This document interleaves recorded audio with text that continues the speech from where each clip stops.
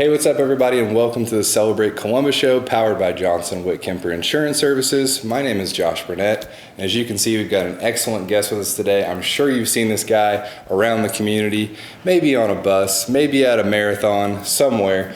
But today I want to introduce you to my friend and teammate with the city, Matt Dedukovich. Thank you for being here today. Josh, thanks for the invitation. Looking forward to having a conversation with you. So I'm sure there's a lot of people that know you from your work over the years, but just in case somebody's never met you and they're meeting you for the first time, tell us a little bit about you and what we're going to talk about today. So in my current role as a Director of Transportation that I've been in now coming up this August for 2 years, seems a little bit longer than that. I've had the opportunity to learn the transit system in Columbus. I've learned all about how the drivers make the process work, how wonderful the drivers are, how clean the buses are, how appreciated the services are that we provide are appreciated, and have really enjoyed getting involved in trying to help take a dream that was sprouted, I think, upwards of 10 years ago, what I hear, by which to make some changes to try to help us serve a bigger part of our community that we're now actually in the process of serving. So there's a little bit of history to what comes on here. I mean, Columbus Transit has been around since Crump started it with mule carts by which to bring people down to his theater, by which to have them pay money to see his movies. That's how it originally started. He got the authority from the city to start that transit service. That's incredible. And then a few years later, they switched to electric trolleys, and then back in the early 1902, they switched to regular gas buses, and then we've been doing that ever since. And now we operate with Cummins clean diesel engines, the home of the Cummins corporate office. So it's kind of a long history in the making. Tell us a little bit about the changes currently and maybe some things that everyone should know. Okay, that's a great question. Things that everyone should know is that over 2 years ago, before I even started, the city decided to do what's called a transit study. And so we did a route study of here's the services that we provide in this city. We hired a consultant. It was a relatively reasonably priced, low-cost study. It wasn't one of those $100,000 ones. It was relatively cheap. We went out and we surveyed our riders, the community that engages with us, that needs our services, community members who have opinions about how the city operates, how the businesses operate. We got that information. The consultant went out and said, okay, what are the parts of the neighborhoods that you're serving today? And let's compare those to the data you can get from the census that says, here are the households that have the lower percentage of automobiles per members of the household versus ones where there's 4 or 5 automobiles per 2 or 3 people. And so let's focus on those areas. So they helped us put a lot of information together. They compared us to other like cities of our size and said, hey, how do we compare in operations and in style and in expense? And so we did lots and lots of looking around and comparisons. And from that, the study came back and said you had a very effective and successful transit system for decades. There's nothing broken about it. It wasn't something that had to be resuscitated. But they did say you have some opportunities. And the opportunities they said that you had were, one, the buses are a bit inefficient. You go to the same places repeatedly. If you could serve the hotspot locations that your passengers go to today, but then do so with fewer assets, fewer buses, fewer bus drivers, then you could take those extra assets and go to parts of the community where they're telling us, we want you to go up to Taylorsville. Right. We want you to go down to Wellsboro. We want you to go to those locations that we've long asked about going to, where there is a density of employers. Lots of people down in the Woodside Industrial Park. There's lots of retail employment opportunities up in Taylorsville. Right. So connect those communities together by which to use our gem of an asset for a town our size as an economic development by which to have people be more prosperous, and then our city will be more prosperous. And so that's why they started out with that study. That study took about 10 months, 12 months to complete. We engaged publicly. We had open houses where we invited the public to come in and look at the data that the consultant was coming up with and sharing with us and telling us. And we got input and feedback from people along that way. And then we finally said, okay, we took all that information. We said, this is what we want to do. We did that in December, January of 2025. Took all that route study information, went back to my transit team and said, okay, we now have to come up with a proposal for the city to saying this is what we're going to do with this information. So I involved my operations leader, my compliance leader, my safety manager trainer. They were my core team. We utilized Brian Burton, the previous leader of the transit, for many years. We're all part of that core team. And between the 5-6 of us, we came up with a proposal for the mayor and for Eric Fry that said, hey, we want to go from 5 fixed routes down to 4, and we want to take those extra resources, we want to go up to Taylorsville and down to Wellsboro. They were very happy with that. The other element that we put in there was the concept of using our paratransit service that serves the ADA community that doesn't have the physical capability to ride our regular buses. We go out and get them in the small buses. Right. We want to upgrade that capability as well so that we can use it as an Uber Lyft kind of, you call us up on demand, we'll come pick you up. And so that was the proposal. So in that meeting, I got put on the spot and said, give me a date you're going to do that by. And I said, we're going to do that by April the 1st of 2026. That's a lot of moving pieces. It was. And so about midway through 2025, my daughter comes to me and announces that she's going to get married on April the 1st. Oh my goodness. So I had a decision to make. Do I go to my daughter's wedding? No, and leave my that's team not a high and decision. dry? Or do I do something else? And what we decided to do is we moved up the launch to March the 23rd, and that's why we chose There the you go. 23rd. Yeah. That's not a decision. Yeah, Well, you got to be there for your daughter. Kind of knew I was not going to leave the team, Right. and I was not going to not be there for the wedding. So Yeah. it was a kind of a nice mix between them. we can move so, dates. all that prep work that went into play gave us the ability to serve all the hotspots that we're serving today with now just 4 routes. And we launched those on March the 23rd. We implemented a significant amount of communication time frame. So we used Todd and Lindsay over at TD Advertising. They were a big help in our public-facing newspaper ads, our websites, Facebook, helping us print the new materials for the passengers to be able to utilize to learn the routes.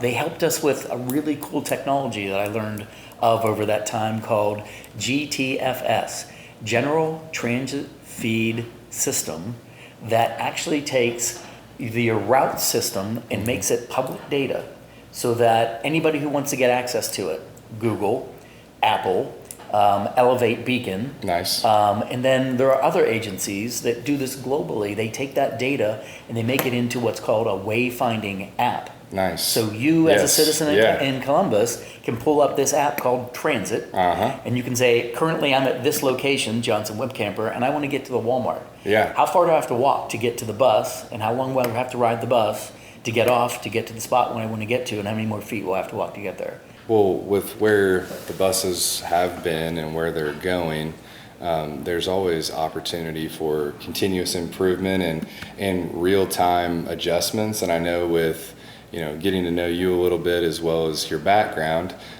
being able to lead those processes is going to be really critical because we do have an amazing transit system and we want to just keep making it better, right? Because like you said, there was a need for a long time that for a variety of reasons we couldn't make happen, but now we are.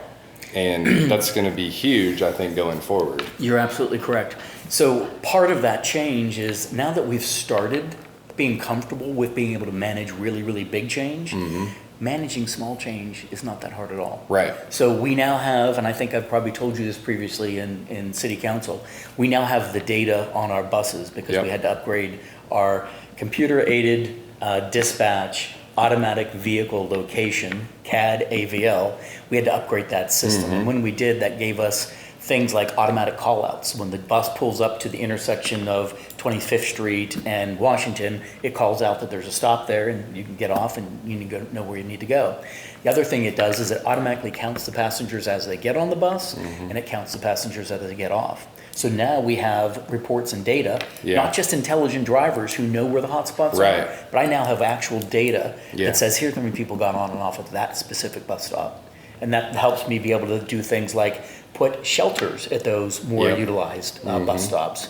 It helps me figure out if, hey, this stop isn't getting utilized, we should probably slice that one off and use that time to go another place that might be more beneficial. Yeah. The transit app that we're about to partner with, they're going to tell us not only when the person got on that stop and off that stop, but they're going to tell us what their origination was, and they're going to tell us where they were going to at the end. That'll be huge. So that'll tell me where is it that people are really actually going to, Yeah. not just from the bus stops level. So this is the kind of change that we can continue to utilize going forward. Right. And instead of doing a big route study every 5 years, 15 years, 20 years, and then making a big dramatic change, now we can make small incremental changes. Yeah. Having really super intelligent people like Kathy Lee and Stacy Slater, Yep. who know this city like nobody I know. They know the routes, they know the hot spots, who were the brains behind saying, let's go from this spot to this spot, and let's catch all these places. Yeah. They spent hours and hours taking their knowledge and applying it to these new 4 loops that are now serving the same areas that the 5 used to serve. They're the ones that made this come to fruition. And it can't underestimate the power of a really strong, capable team. I'm very blessed. We have a lot of good people working for us here at the city. So Matt, this has been up and running for nearly a month now, right? Tell me about where we're at right now. So March the 23rd, Monday, March 23rd, we launched the new loops that used to cover all the 5 loops previously.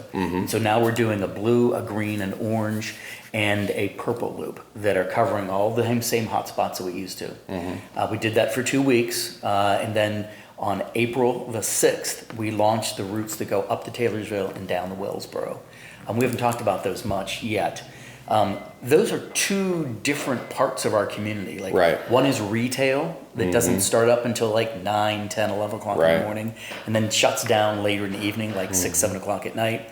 And then Wellsboro is more manufacturing industrial, and they start up early in the morning, like 6, 7, Right. 8 in the morning, Yep. and then those folks get off at work like at 2, 3, and 4 in the afternoon. Right. So the way we've designed that red loop is that they go down to Wellsboro in the morning, they go up to Taylorsville mid-morning, they go back down to Taylorsville for a snippet in the afternoon, back up to Taylorsville for the remainder, down to Wellsboro for the remainder of the afternoon, and then they finish off the evening up at Taylorsville to get people back from at the end of the shift. So that was a realization that my team and I came up with that said we could really serve both of these Yeah. portions of the community in an efficient way. Yeah, efficiently for sure. That was what I heard through that, because it's a complicated change, but with the team that you have, plus being willing to try different things, it seems like that's going really well.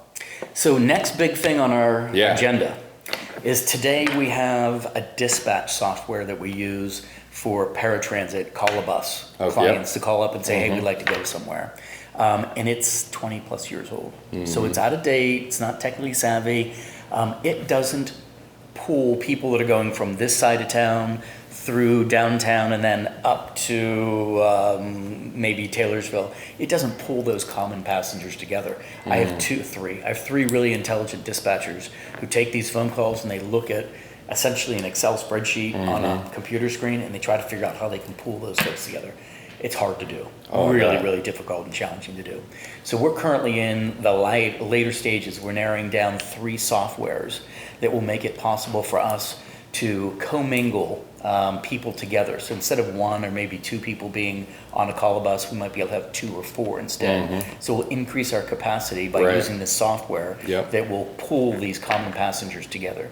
And when we do that, then it's going to create extra capacity, so that if you and I want to say, hey, I'd like to go from my current location and schedule a ride the day of, you get on the app, or I go on onto the website, or I call dispatch, and I say, hey, I'd like to go from this spot to this spot, and they see if there's availability, and if there is, you can get on that day. Now that will be for a small fee. Well, I know you have a lot going on with work, and I appreciate you taking time to be able to talk about this with the community. I hope that through this you've learned about our transit system, some of the things that have been in the works for a while and now are going into implementation. And then also I hope that you hear just this heart of service from our community, from one of our leaders. And so I know that his team is committed to helping serve as many people as we can. And so if you have questions, please reach out to their office. Make sure to download the app, look at the website. There's lots of information available, and so that we can best serve you. So thank you for taking the time to be here. Great to be here today, Josh. Thanks for the invite.